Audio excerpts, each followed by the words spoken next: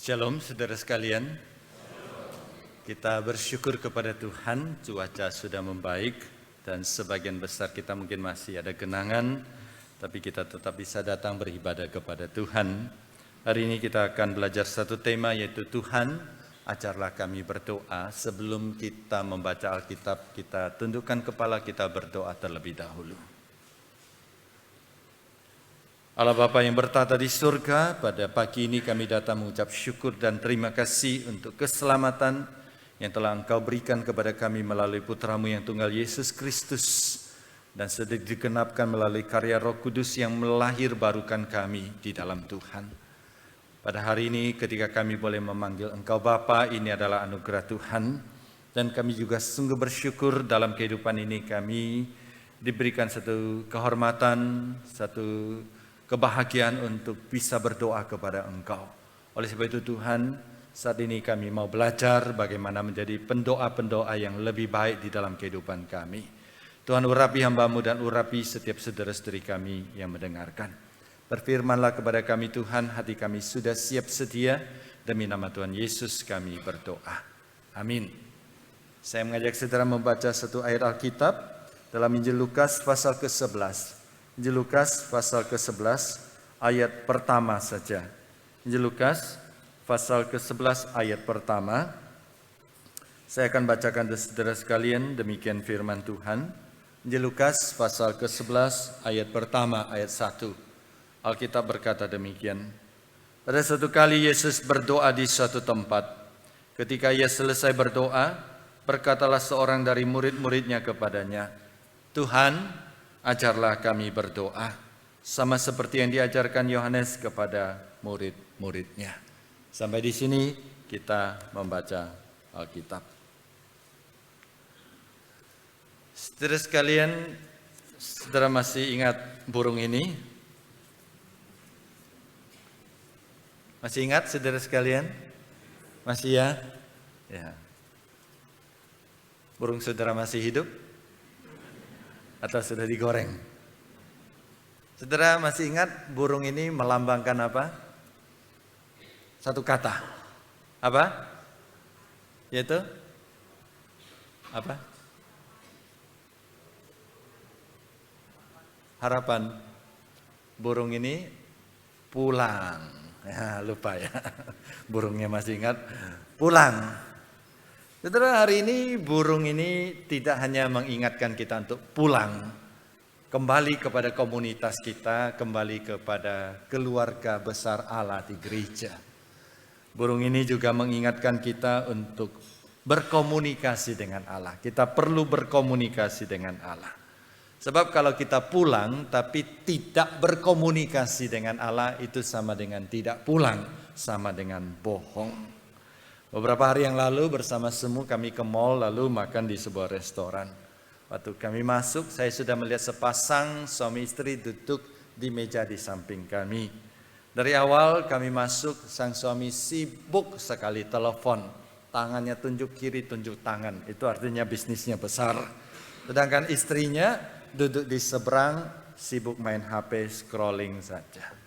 Di depan ada makanan, duduk semeja, makan bersama, tapi tidak ada komunikasi. Saudara, itu bukan sebuah keluarga. Sekali lagi saudara sekalian, burung hari ini mengingatkan kita untuk pulang, untuk rajin beribadah ke rumah Tuhan.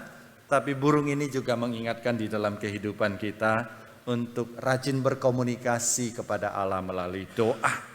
Karena itu tema kita hari ini adalah Tuhan, ajarlah kami berdoa. Dari doa atau permintaan murid ini kita belajar dua hal yang penting.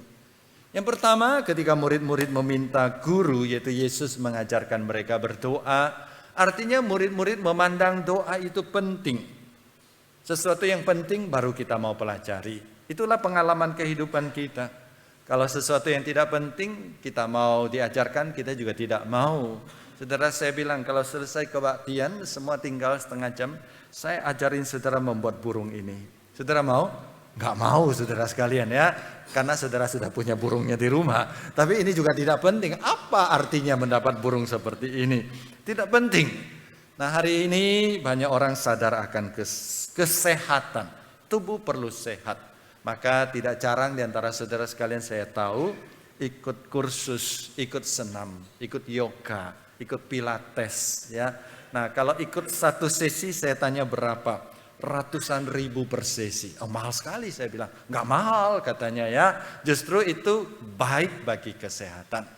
Bagi orang yang menganggap kesehatan itu penting, senam itu penting, tidak ada harga yang mahal. Jadi rela membayar harga. Mau diajar. Tapi bagi saya, mungkin saya menganggap itu tidak penting. Apalagi bayar ratusan ribu, saya nggak mau ikut. Gratis pun belum tentu saya mau ikut, saudara sekalian. Karena bagi saya itu bukan sesuatu yang penting. Jadi ketika murid-murid meminta guru, ajarkan kami berdoa, maka mereka menganggap doa itu sesuatu yang penting di dalam kehidupan kita. Nah, saya tahu saudara dan saya setuju, kita sangat menganggap doa itu penting. Tapi pertanyaannya, apakah kita mempraktekkan doa di dalam kehidupan kita? Apakah kita menjadi orang yang suka berdoa, rajin berdoa, hidup mengandalkan doa, di dalam segala hal berdoa, besar berdoa, kecil berdoa, segala sesuatu kita andalkan doa. Saudara sekalian, poin ini sangat krusial di dalam kehidupan kita sebagai orang percaya. Seorang penulis bernama Richard Foster, dalam bukunya dia menulis demikian. Kita semua tahu doa adalah sesuatu yang harus kita lakukan. Bahkan sesuatu yang sangat ingin kita lakukan. Kita tahu kita harus berdoa dan kita sangat ingin berdoa. Tapi kenyataannya kita jarang berdoa. Mengapa? Jawabannya saudara sekalian klasik. Karena kita sibuk. Orang mengatakan kita sibuk. Memang benar kita sibuk. Siapa yang tidak sibuk di sini? Bahkan ada orang mengukur kesibukannya dengan mengukur harga dirinya dengan kesibukan. Ditanya, sibuk enggak? Enggak sibuk, kamu orang kurang penting ya. Kamu sibuk enggak? Sibuk sekali ya. Ada orang HP-nya 2, HP-nya 3. Ya, satu HP bunyi belum selesai, HP ini bunyi lagi saudara sekalian ya. Jadi sibuk sekali. Bayangin kamu ngobrol sama orang 1 jam, 2 jam, HP-nya tidak ada yang WA, dia tidak bunyi, saudara dianggap tidak sibuk. Memang kita sibuk. Nah, kita sibuk dengan kehidupan, dengan pekerjaan, dengan keluarga, dengan berbagai macam tugas lainnya. Tapi penulis ini berkata, sesibuk apapun kita tidak berhenti makan. Kita tidak berhenti karena sibuk, maka kita berhenti makan. Karena kita sibuk, kita tidak tidur. Karena kita sibuk, kita tidak mandi. Ya, kita tidak ganti pakaian. Kenapa? Kita tetap makan, kita tetap tidur, kita tetap mandi, kita tetap ganti pakaian. Kenapa? Karena kita menganggap semua itu penting. Ya, sesibuk apapun juga kita harus makan. Sesibuk apapun juga kita harus tidur. Sesibuk apapun juga kita harus ganti baju. Kalau enggak, kasihan tetangga kita. Nah, saudara sekalian, penulis menyimpulkan pada dasarnya hanya ada satu alasan kita tidak berdoa atau kurang berdoa, karena kita tidak menganggapnya penting. Nah, saudara sekalian, hari ini saya bertanya kepada saudara, bagaimana dengan kondisi saudara? Apakah saudara rajin berdoa? Apakah saudara suka berdoa? Apakah saudara mengandalkan doa di dalam kehidupan saudara? Saudara sekalian, saya tidak ingin setelah saudara pulang dari kebaktian ini, saudara dengar khotbah saya, saudara menundukkan kepala, saudara merasa bersalah, saudara merasa malu, saudara merasa tertuduh, karena saudara merasa dimarah oleh saya, karena saya tuduh saudara kurang berdoa. Saya tidak ingin saudara pulang dengan rasa malu dan kepala tertunduk. Tapi doa saya adalah setelah saudara mendengarkan khotbah ini, saudara pulang, saudara dan saya punya semangat yang baru. Semangat untuk berdoa, semangat mengandalkan Tuhan, semangat berkomunikasi secara rutin dengan Tuhan. Karena itulah sumber kekuatan kita di dalam kehidupan dan pelayanan kita. Ibarat burung ini, saudara sekalian, sekali lagi di awal khotbah saya mengatakan, burung ini diberikan kepada saudara sehingga saudara setiap kali melihat burung ini, ingat, kita perlu pulang ke dalam komunitas kita, yaitu keluarga Allah di gereja. Dan burung ini hari ini mengingatkan kita untuk rajin berdoa, memiliki komunikasi yang erat dengan Allah Bapa di surga. Saudara sekalian, ada seorang jemaat bertanya kepada seorang teolog, Pak, menurut Bapak, doa itu kewajiban kita atau doa itu adalah hak kita? Saudara, kalau saya tanya kepada saudara, doa itu kewajiban kita atau doa itu adalah hak kita? Saudara jawab di dalam hati. Bagaimana teolog ini menjawab? Doa itu bukan kewajiban.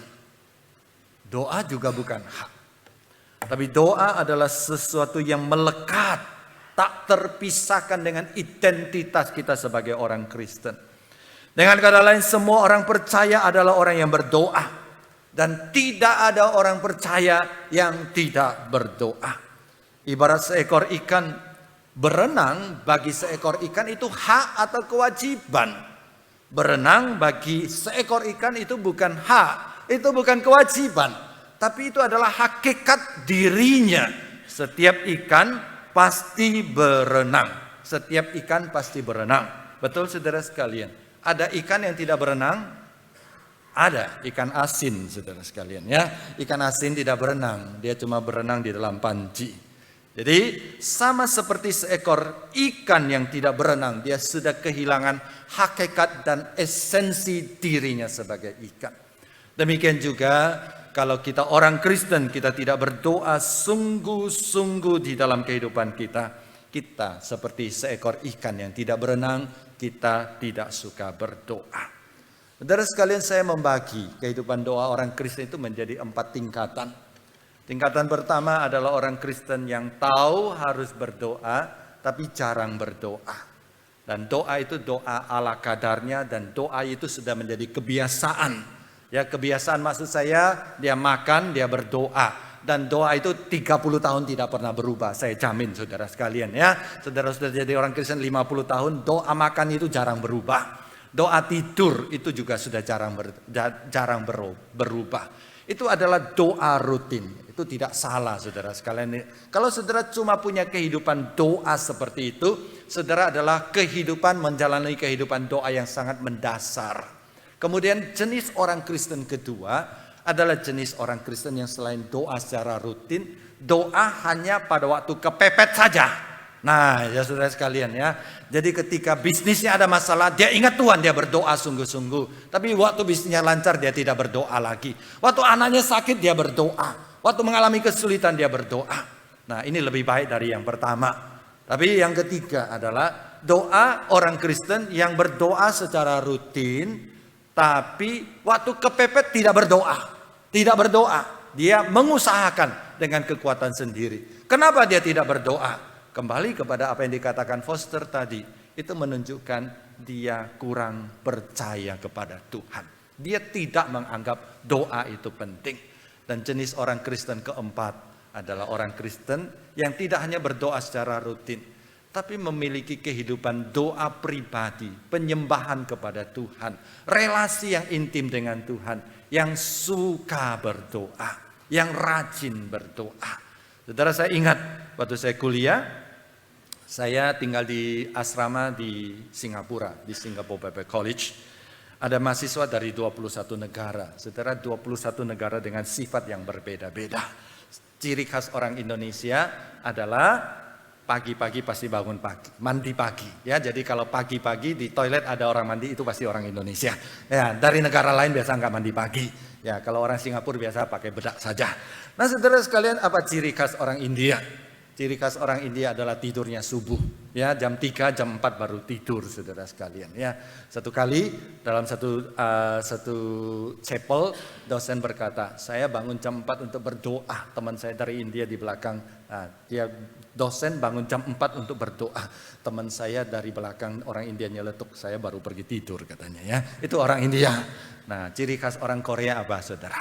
Ciri khas orang Korea itu adalah rajin berdoa. Kami tinggal di asrama di dalam ranjang yang bertingkat. Ada satu teman tidur di atas, satu kali pukul 4 dia pikir lagi gempa. Ternyata apa? Karena ternyata temannya orang Korea yang di bawah sudah bangun dan berdoa. Dia tidak hanya berdoa, dia berdoa sungguh-sungguh dengan suara nyaring ya. Dia goyang-goyang ranjangnya saudara sekalian ya. Ya, doanya bukan 1 menit, bukan setengah jam, tapi doanya 2 jam. 3 jam dia berlutut dan berdoa dengan suara nyaring. Apa isi doanya? nggak tahu karena dia doa pakai bahasa Korea. Nah saudara sekalian, ini adalah orang Korea. Dia rajin berdoa. Makanya tidak mengherankan satu waktu terjadi kebangunan rohani yang luar biasa di Korea. Karena ada kehidupan doa. Karena itu saudara sekalian, doa saya, gereja kita GKY Puri Indah menjadi jemaat yang suka berdoa. Kita rajin berdoa. Kita hidup mengandalkan doa. Karena doa orang yang benar sangat besar kuasanya dan ada hasilnya. Kita baca bersama-sama kalimat yang warna merah ini. 1, 2, 3. Doa orang yang benar sangat besar kuasanya dan ada hasilnya. Ulangi. Doa orang yang benar sangat besar kuasanya dan ada hasilnya. Kita ingin naik kelas di dalam kehidupan doa kita. Naik kelas dalam kehidupan doa artinya kita tidak menjadi pendoa, orang Kristen yang berdoa rutin-rutin saja. Tapi kita lebih banyak waktu berdoa, lebih suka berdoa, dan isi doa kita itu ada kualitasnya. Dan itulah poin kedua yang kita pelajari dari firman Tuhan hari ini. Bagaimana memiliki isi doa yang lebih baik? Apa yang kita doakan? Nah saudara, yang pertama, murid memandang doa itu penting. Yang kedua, murid-murid tidak memahami cara berdoa. Nah di awal ayat kita membaca Yesus berdoa di satu tempat. Selesai dia berdoa, dia kembali, lalu seorang murid datang berkata, "Guru, ajarlah kami berdoa seperti yang diajarkan oleh Yohanes kepada murid-muridnya." Sebagai informasi saudara sekalian, ada tradisi pada waktu itu. Seorang Yahudi baru boleh keluar melayani waktu dia sudah umur 30 tahun. Jadi kalau dia punya talenta, dia boleh jadi rabi. Kalau dia jadi rabi, maka dia akan panggil murid mengikuti dia. Anggap saja saya waktu itu hidup di zaman Yesus, maka saya jadi Rabi Timotius. Ya, maka saya panggil beberapa orang ikut saya. Ada 10 orang, ada 15 orang, kemana-mana ikut saya. Kita kelompok Timotius. Ya, saya ajarin kamu berdoa. Dan itu doa khas kelompok Timotius. Jadi Yesus tidak mengajarkan murid-muridnya satu doa khas yang menjadi ciri khas pengikut Yesus Kristus. Karena Yesus bukan pemimpin sekte. Yesus bukan pemimpin selompok kecil saja. Tapi Yesus adalah juru selamat dunia. Dan Yesus mengajarkan satu doa yang berlaku untuk seluruh dunia sepanjang zaman. Maka kalau kita baca terus firman Tuhan pada hari ini, di dalam versi Injil Lukas kita membaca doa Bapa kami, tapi dalam versi singkat ringkas. Tapi kalau saudara mau baca doa Bapa kami dalam versi yang lengkap, dalam perikop yang persis sama di dalam Injil Matius pasal ke-6 ayat 9 sampai 13. Nah saudara sekalian, doa yang diajarkan oleh Yesus Kristus sering kita kenal sebagai doa Bapa kami. Doa Bapa kami. Nah saya kasih kuis sedikit. Kenapa disebut doa Bapa kami? Ada yang tahu? Itu menunjukkan berapa pragmatisnya di orang Indonesia. Karena doa itu dimulai dengan Bapa kami. Jadi disebut doa Bapa kami. Saya lebih senang sebutan ini dalam bahasa Mandarin. Mandarin itu Chu Tao Wen, artinya kalimat doa dari Tuhan kita Yesus Kristus. Bahasa Inggris apa? The Lord's Prayer, doa yang diucapkan, diajarkan oleh Yesus Kristus. Saudara sekalian, di dalam doanya Yesus memberikan kita prinsip unsur. Apa yang kita doakan, apa yang kita ucapkan di dalam doa, tidak melulu itu saja. Dan ini menolong kita memiliki doa yang lebih baik. Nah, di dalam gereja kita sering mengadakan, dulu kita sebut namanya doa semalam suntuk. Saudara ingat doa semalam suntuk? Akhirnya diubah, jangan pakai nama doa semalam suntuk karena habis doa suntuk. Nah saudara sekalian ya, akhirnya diganti menjadi doa semalam-malaman. Jadi dari jam 9 malam mulai berdoa sampai jam 6 pagi. Ada orang bertanya, saya bingung sama kamu. 9 malam sampai 6 pagi doa apa? Apa yang diucapkan? Kalau saya doa 5 menit sudah selesai, itu paling banyak. 10 menit sudah selesai. Kenapa? Karena kita tidak tahu Apa yang harus kita doakan? Isi doa kita itu apa? Karena itu di dalam doa Bapa kami, kita belajar satu prinsip. 7 unsur yang bisa menjadi isi dari doa kita. Yang pertama yang paling mendasar adalah satu tujuan doa. Doa kita ditujukan kepada Allah Bapa di sorga. Dan itulah yang diajarkan oleh Yesus kepada kita. Doa kepada Allah Bapa di sorga. Dan di dalam doa kita selalu menutup dengan kalimat demi nama Tuhan Yesus. Kenapa kita tujukan kepada Allah Bapa? Karena itu diajarkan oleh Yesus. Dia penguasa langit dan bumi, pencipta hidup kita, penguasa hidup kita.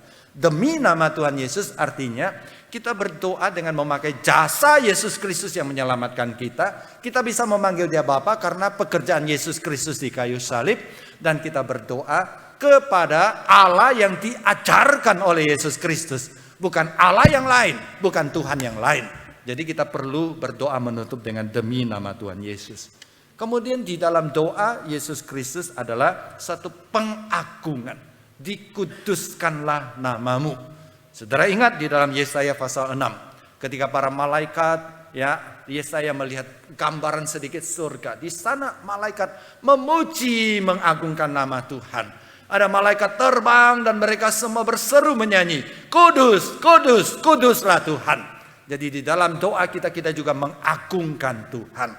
Kemudian dilanjutkan dengan satu tekad. Satu tekad untuk hidup di dalam kehendak Allah.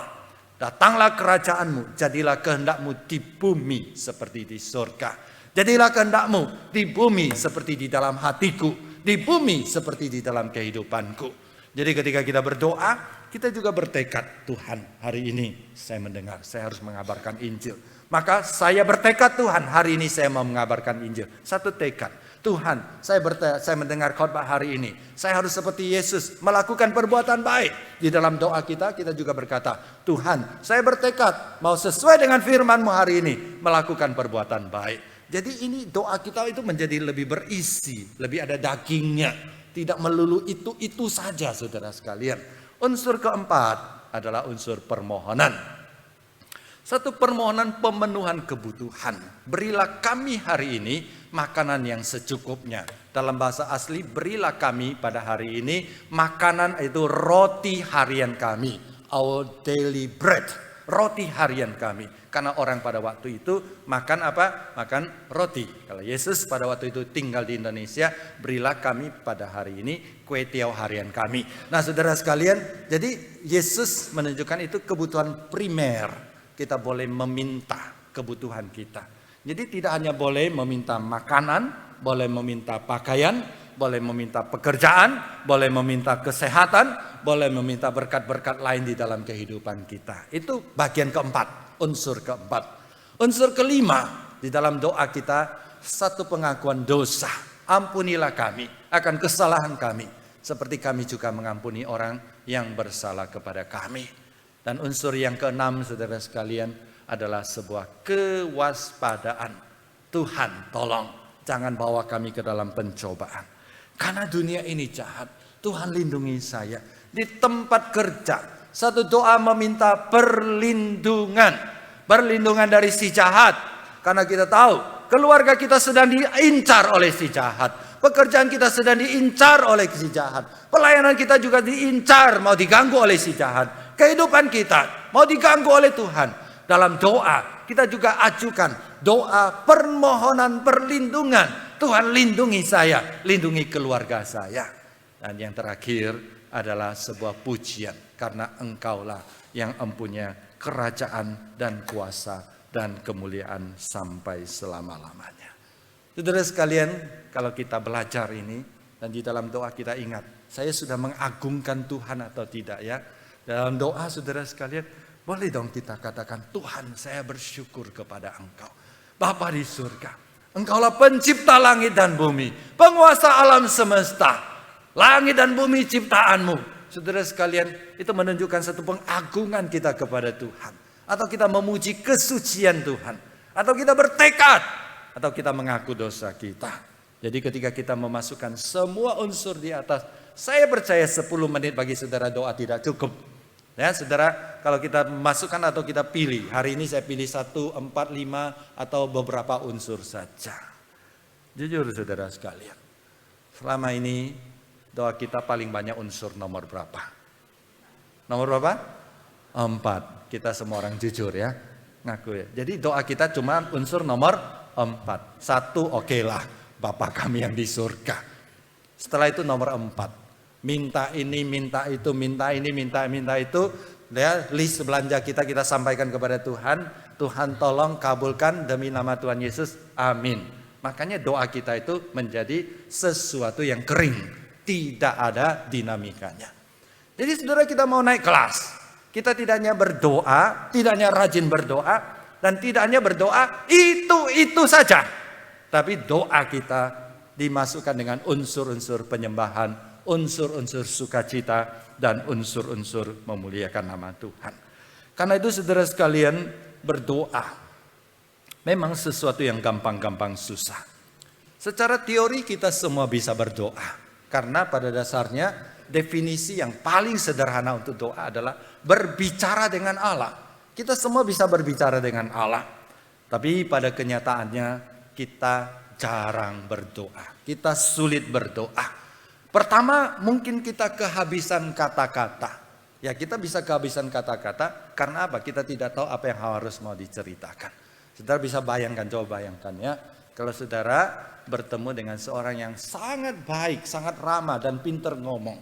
Ketika saudara ngomong sama dia, ngomongnya nggak habis-habis. Ya, topiknya banyak. Mulai dari olahraga, cuaca, politik, ekonomi, kesehatan. Semua dia bicarakan. Makanya ngomongnya tidak selesai-selesai. Saudara pernah ketemu orang yang tidak suka bicara?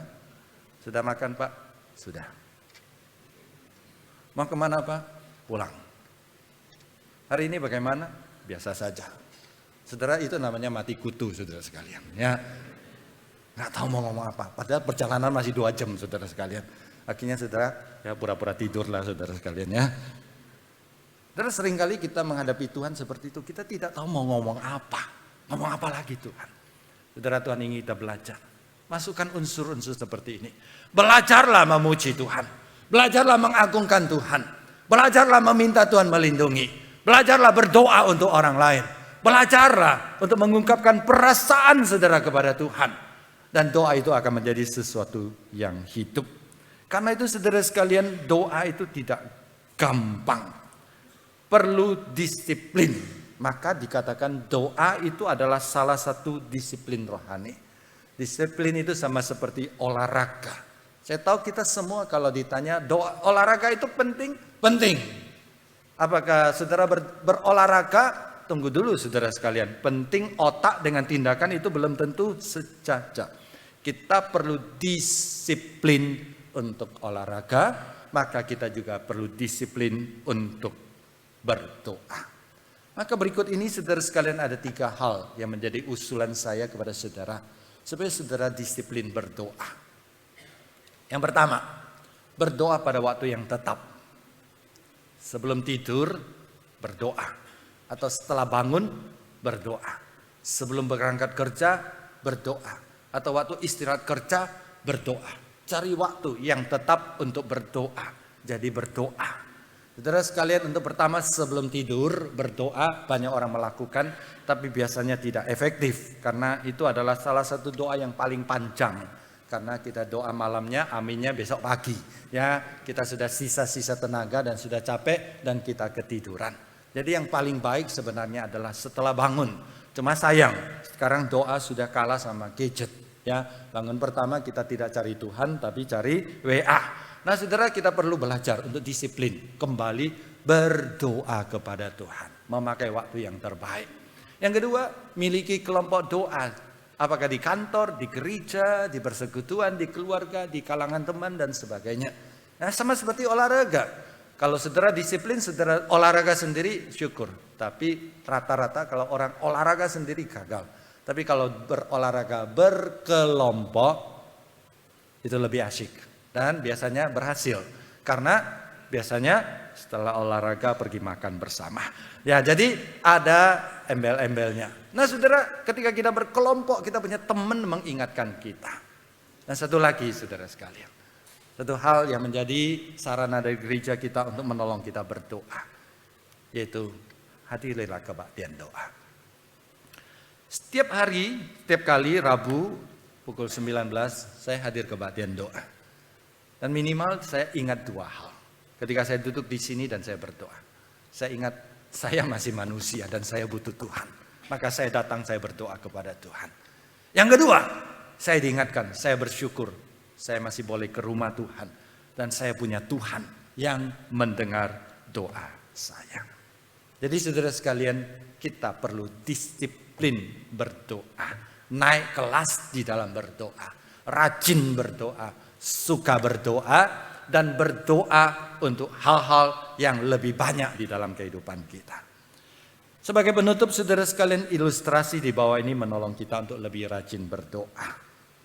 Ceritanya ada seorang anak kecil, dia sudah mulai besar, maka selama ini dia tidur sama papa mamanya pisahkan dia. Kamu tidur sendiri di kamar kamu ya nak.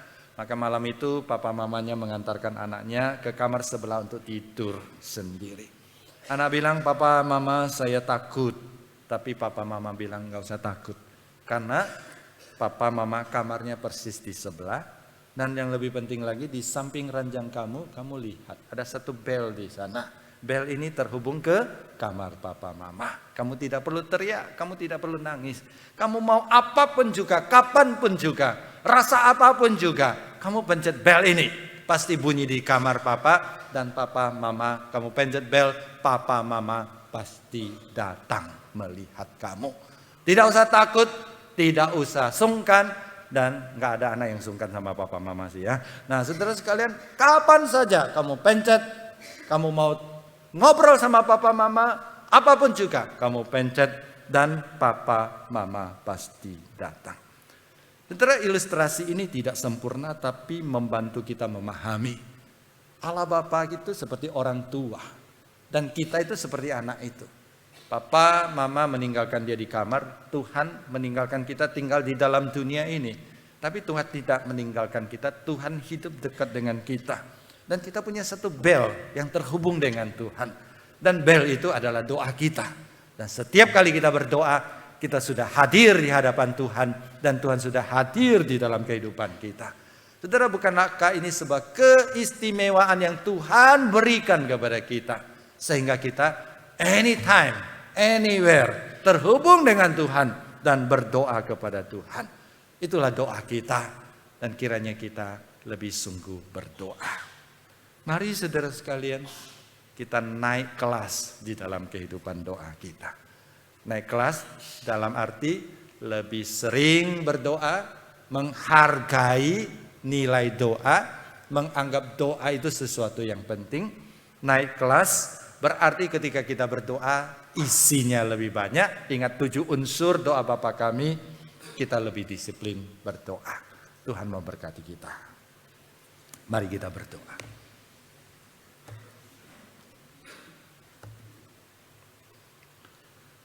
Bapa di surga, kami berterima kasih untuk reminder yang Engkau berikan kepada kami melalui firman-Mu. Ampuni kami kalau kami menganggap kami sudah baik berdoa, tapi kami belum cukup baik. Ampuni kami kalau kami malas berdoa. Ampuni kami kalau kami berdoa hanya waktu perlu saja. Ajar kami untuk belajar mencari Engkau, berkomunikasi dengan Engkau secara rutin. Supaya hidup kami mendapatkan kekuatan untuk memuliakan nama Tuhan dan menjadi berkat bagi banyak orang. Demi nama Tuhan Yesus kami berdoa.